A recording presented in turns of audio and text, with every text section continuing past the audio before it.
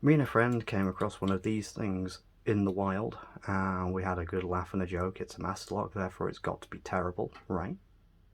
Right.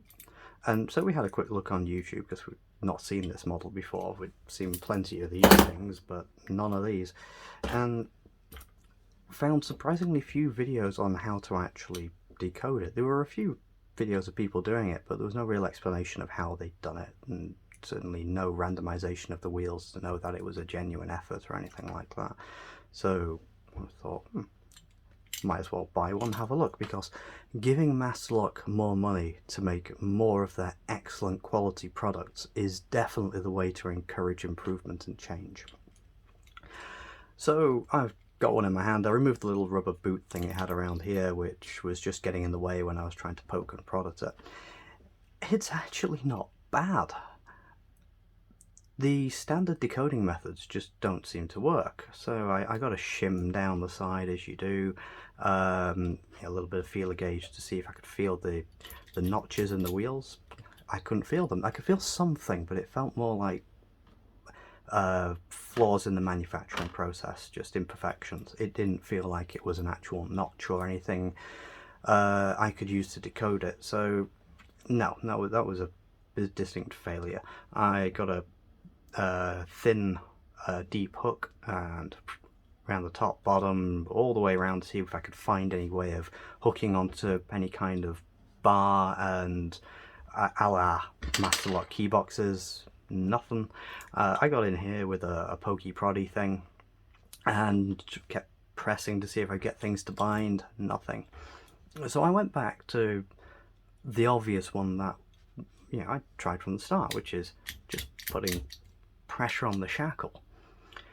And loads of time spent in front of the telly just playing with this thing, and I think I finally found what makes this difficult to to decode with the usual methods. So when we're dealing with one of these things, it's pretty easy to put tension on the lock. You go dunk, and you're putting tension on it. There's very little way to screw that up. Now with this, you can see that there's a lot of slop in this, and I think that's probably a good thing, because this is meant for use outside, so it means that there's plenty of space for water to drain away, and grit isn't going to completely destroy the mechanism or gum it up. So, that's perfectly reasonable. But what it does mean is when you're trying to put pressure on this to make these wheels bind up, it means there's a lot of room for binding on the case rather than binding on the lock. So when you're holding this, especially if it's chained up to something, you're naturally going to go like that.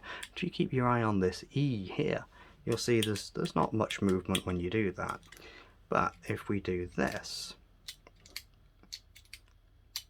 what we find is that moves quite a bit more.